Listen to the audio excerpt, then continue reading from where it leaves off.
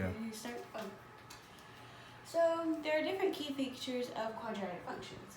So when we first look at our graph, you can notice that when in this certain graph it forms a parabola. The reason why it forms a parabola is because this is a quadratic function, and all quadratic functions form a parabola, which is a U-shaped type curve. So here I demonstrated at first, color-coded.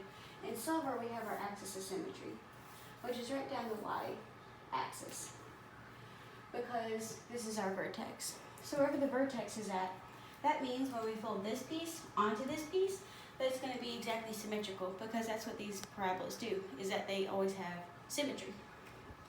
So this is our point of symmetry. So our axis of symmetry would be x equals 0. And then in red here, I have the points labeled as x-intercepts. So there are multiple places where you can have x-intercepts. You can have 2 x-intercepts, 1 x-intercept, or 0 x-intercepts based on where the parabola is based on the graph. In this example, there are 2, because it crosses the x-axis both on the left side and on the right side, both when it goes down and up. Right here in blue, I have where the vertex is. Now that's the point where it's right at the middle. That's our axis of symmetry point. That's also where we also have our minimum or maximum in our graphs. And it is the point where there's neither going decreasing or increasing.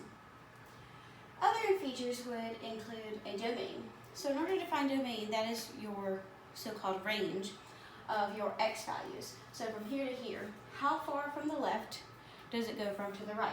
Because you always read your graphs from left to right, just like when reading a book. So here we see in our first thing that it's going down when we read it this way.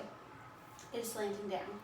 And then as we go on to the right, it's moving upwards, making our domain negative infinity, because this parabola goes on forever. So it goes all the way from pointless ends all the way till positive infinity going this way. So our range and y values, we do it the exact same process as we did with the domain, except for range, we have our y, range and y values. So we have whatever the vertex point is here, and that'd be where our range is at, to wherever it goes to up top, which is infinity, in this case, positive infinity. Other types of forms would be, again, our interval of increase, and here you can see it goes up in the orange here, and then the silver is where it's decreasing. Again, you read your graphs left to right. And those are the summary of the key features of quadratic functions.